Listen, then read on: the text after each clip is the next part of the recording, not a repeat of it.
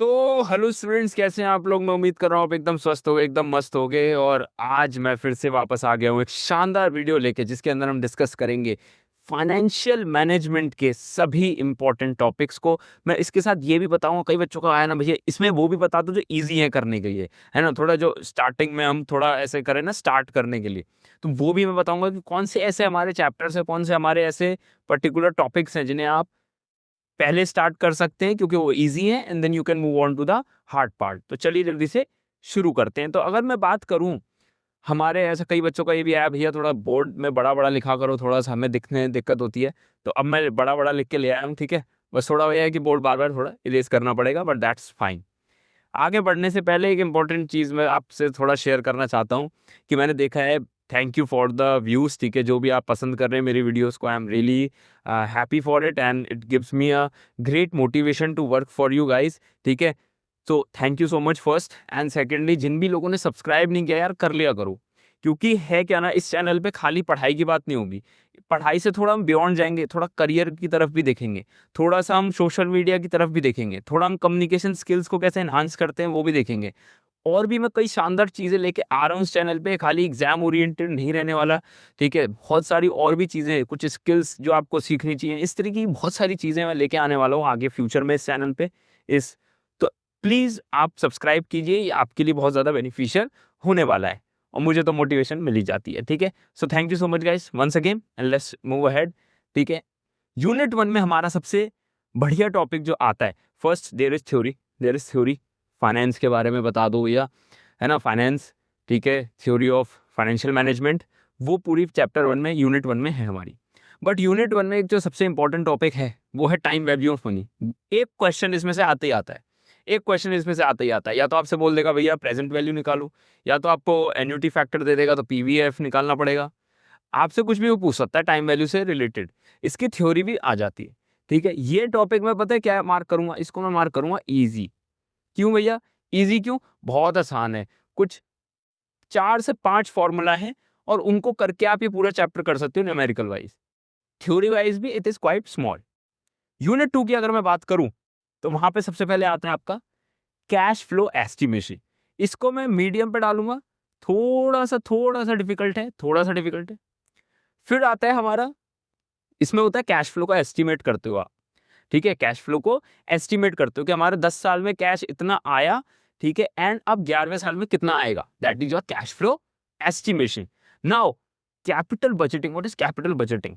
So capital budgeting basically means taking decision, ठीक है। Taking decision, देखिए फाइनेंशियल मैनेजमेंट में हमारे 3 तरीके के डिसीजंस होते हैं। पहला फाइनेंशियल डिसीजन, इन्वेस्टिंग डिसीजन, और तीसरा होता है कौन सा हमारा, डिविडेंड डिसीजन, ठीक है। अब डिविडेंड डिसीजन तो आगे हमारे यूनिट में। Capital budgeting means investment decision, कहाँ पर मैं ऐसा इन्वेस्ट करूं अपना पैसा, बिजनेस का, कंपनी का, कि मुझे मैक्सिमम रिटर्न्स मिले in the least amount of time, and मेरा जो भी पैसा है वो मैक्सिमम यूटिलाइज हो, right. So that is my capital budgeting. सो इसकी थ्योरी करके जाना, ठीक है, बहुत अच्छी थ्योरी आ जाती है इसकी, ठीक है। और इसको मैं डालूंगा, थ्योरी वाइज बता रहा हूँ, अभी टेक्निक्स पे नहीं आया हूँ, टेक्निक्स पे नहीं आया हूँ। थ्योरी वाइज इजी है, ठीक है, थ्योरी में इजी है। टेक्निक्स पे आ जाऊं अगर मैं, ये थोड़ा सा डिफिकल्ट है। क्यों? फॉर्मूला ज्यादा है भैया। कैपिटल बजटिंग की टेक्निक्स पे एक क्वेश्चन आया रखा है, मैं बता रहा हूं अभी आपको, एक क्वेश्चन आएगा ही आएगा। किस पे आ सकता है भैया? सबसे पहले आ सकता है हमारा किस पे, प्रॉफिटेबिलिटी इंडेक्स होता है सबसे पहले हमारा, होता है ARR, तो होता ही है एवरेज रेट ऑफ रिटर्न, ठीक है, average rate of return, there is one of the techniques, ठीक है।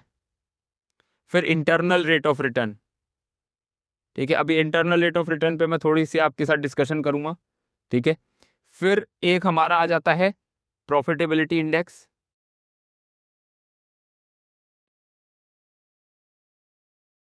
ठीक है। एक हमारा जो बनता है उसमें, वो हमारा बनता है पे बैक, ठीक है, पे बैक पीरियड, पे बैक पीरियड, पे बैक मेथड, ठीक है, पे बैक मेथड, ठीक है, पे डिस्काउंटेड, डिस्काउंटेड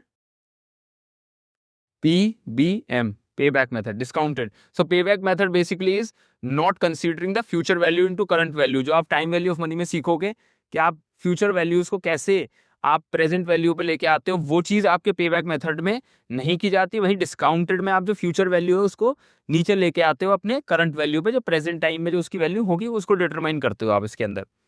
अब इसके अंदर भी भैया कुछ ऐसे टॉपिक्स हैं, ठीक है, मैंने कहा हाँ, एक नेट प्रेजेंट वैल्यू है, ये नेट प्रेजेंट वैल्यू, ठीक है। FM is one of my favorite subjects, so I love teaching FM and I love discussing about it. Average rate of return is easy, ठीक है। NPV is easy, ठीक है। Payback method, payback period वाला easy है, ठीक है, easy. Profitability index is easy. What is difficult? IRR।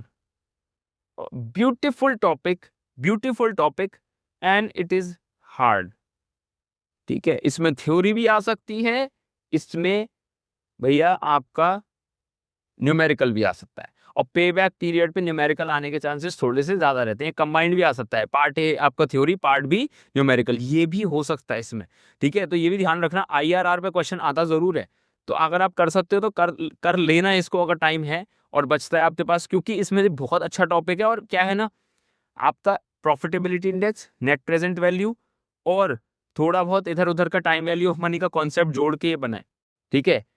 तो basically आप कर वही रहे हो, बट बढ़िया तरीके से कर दो, ठीक है। तो एवरेज रेट ऑफ रिटर्न भी अच्छा टॉपिक है, इजी है। Net present value, PVCO minus PVCI, present value of cash inflows minus cash outflow, ठीक है, ये बहुत आसान है। प्रॉफिटेबिलिटी इंडेक्स इज इजी, पे back method is easy, table बनती है नॉर्मल, आपको बस कुछ नहीं, करंट वैल्यूज पे लेके आना होता है। ब्यूटीफुल कॉन्सेप्ट, ठीक है। आगे चलते हैं यूनिट 3 के ऊपर। तो चलिए, बोर्ड को हमने कर लिया है रेज, और अब देख लेते हैं यूनिट 3 और 4 में भैया ऐसे कौन से हमारे टॉपिक्स हैं जो आने की प्रोबेबिलिटी बहुत ज्यादा रहती है और आते आते उसमें से क्वेश्चन। सबसे पहले हमारा होता है cost of capital. See, cost of capital is a very basic concept. मैं इसको इजी मार्क कर रहा हूं, क्यों भैया? सिर्फ 3 फॉर्मूलाज हैं, किसके? या 3 होते हैं, KE कॉस्ट ऑफ इक्विटी, ठीक है, KD कॉस्ट ऑफ डिबेंचर या डेट, कॉस्ट ऑफ लोन भी बोलते हैं इसको। लोन इसलिए नहीं कह रहा क्योंकि डिबेंचर की भी इसी उससे वैल्यू निकलती है। और भैया लास्ट में KP cost of preference share, ठीक है, मैं थोड़ा इजी साइड में लिख दूंगा, प्रेफ शेयर।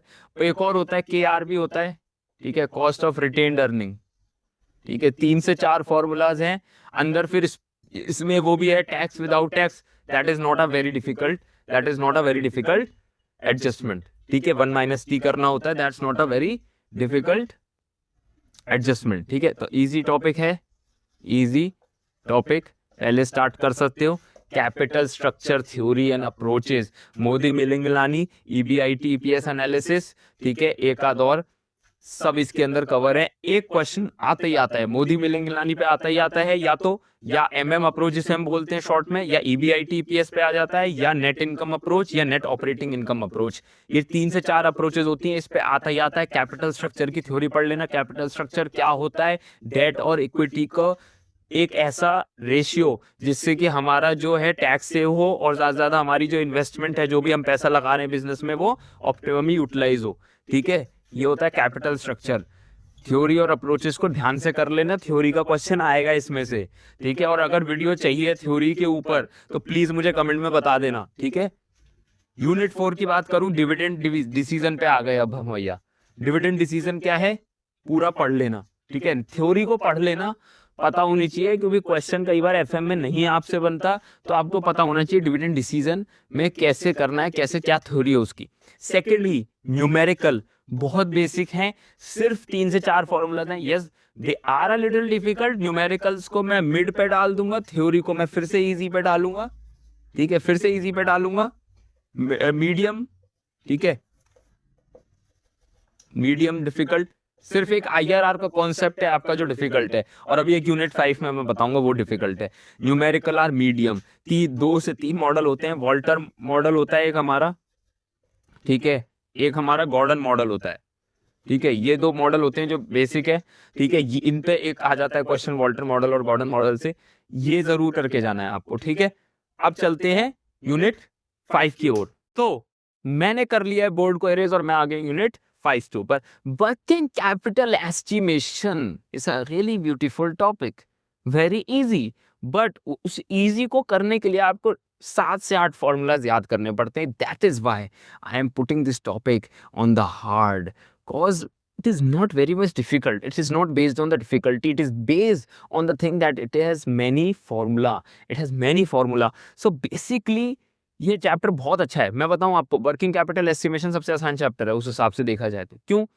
क्योंकि इसके अंदर कुछ फॉर्मूलाज हैं, बट वो बेसिकली बहुत ही वैसे कॉम्प्लेक्स नहीं है. They are very simple formula, but thing is वो याद करने पड़ते हैं आपको, क्योंकि दे आर एक टेबल क्रिएट होती है, then you have to go through it, पूरा एक फॉर्मेट बनता है. सो वर्किंग कैपिटल एस्टिमेशन में आपके फॉर्मेट भी आ गए. अभी तक फॉर्मेट की कोई चीज नहीं थी, आप डायरेक्टली फॉर्मूला लिखते थे और सॉल्व करते चले जाते थे. Now here is a specific format that you have to follow. Then unit 5 में थ्योरी ज्यादा है. ठीक है, theory is greater than numerical part. ठीक है, न्यूमेरिकल ये बस 2 ही टॉपिक हैं, रिसीवेबल मैनेजमेंट और working capital estimation. They are numerical, rest is theory. Your cash cycle, operating cycle, all that stuff is your theory. ठीक है, एक आध टॉपिक और होगा न्यूमेरिकल का, वो मैंने नहीं लिखा क्योंकि वो ज्यादा इंपॉर्टेंट नहीं है. ठीक है, तो ये चीज हमारी रहती है. रिसीवेबल मैनेजमेंट भी कर लेना, कितना हमारे पास डेटर आ रहा है, कितने दिन में लेके आ रहा है, ये सब चीजें. वर्किंग कैपिटल क्या होता है, ऑपरेटिंग साइकिल क्या होती है, वर्किंग कैपिटल का क्या यूज होता है, वर्किंग कैपिटल को कैसे डिसाइड करते हैं, कैसे डिसीजन लिया जाता है, ये सब थ्योरी में आता है.